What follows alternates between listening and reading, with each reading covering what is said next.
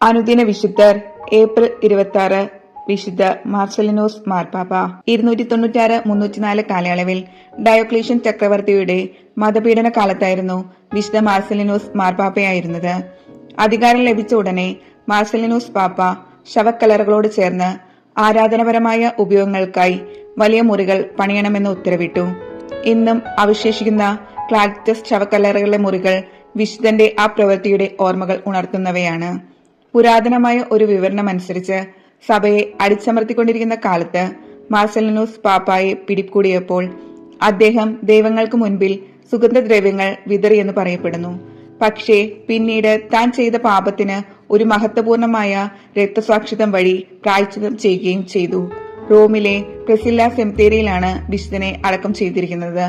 വിശുദ്ധന്റെ ശവക്കല്ലറ ഇന്നും ഏറെ ആദരിക്കപ്പെടുന്നു.